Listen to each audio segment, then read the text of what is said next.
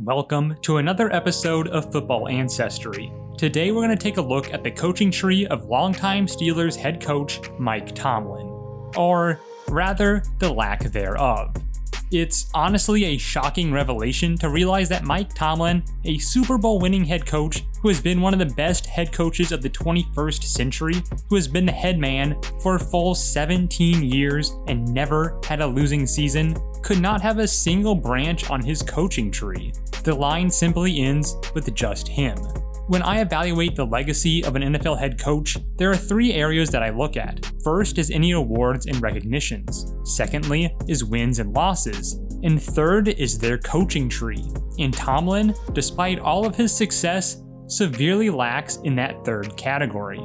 But why is that? Before I answer that, let's take a minute to look at the roots of Tomlin's own coaching career to get a better understanding of how we got to this situation. Mike Tomlin's NFL coaching career can be traced back to the 2001 Tampa Bay Buccaneers, coached by Tony Dungy. At 29 years old, this was Tomlin's first break into the NFL after several years in the college ranks. He would serve as the defensive backs coach under Dungy. Funny enough, Dungy himself entered the NFL as a Steelers defensive backs coach, and eventual defensive coordinator for Chuck Noll back in the 1980s. Dungy would help instill his defensive knowledge onto Tomlin. However, their time together would only last 1 year, as Dungy would be replaced in Tampa Bay with head coach Jon Gruden. Mike Tomlin would be retained on new head coach Jon Gruden's staff, continuing to serve as his defensive backs coach. Gruden himself brought lots of coaching experience, both offensively and head coach experience for Tomlin to pull from. Gruden entered the NFL on George Seifert's 49ers squad back in 1990, and then under Mike Holmgren in Green Bay as an offensive assistant and wide receivers coach. Gruden would go on to become the head coach of the Oakland Raiders before replacing Dungy in Tampa Bay. Gruden and Tomlin would win a Super Bowl with the Bucs in their first season together in 2002. Tomlin would continue to serve as Gruden's defensive backs coach until the end of the 2005 season.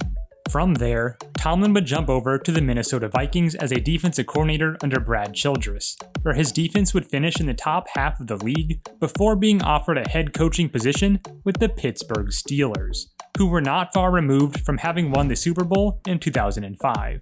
So at just 35 years old, Tomlin took over for the recently retired Bill Cowher.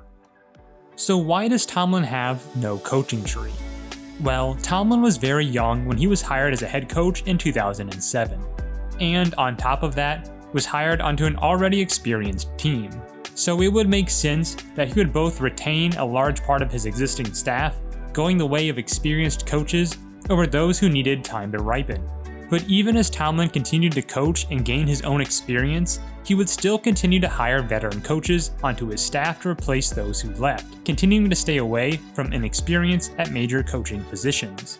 But it's not just that he hired experienced coaches, it's that he really didn't churn through coordinators like other coaches, which naturally means less chances at adding branches to his coaching tree. Let's break it down this way.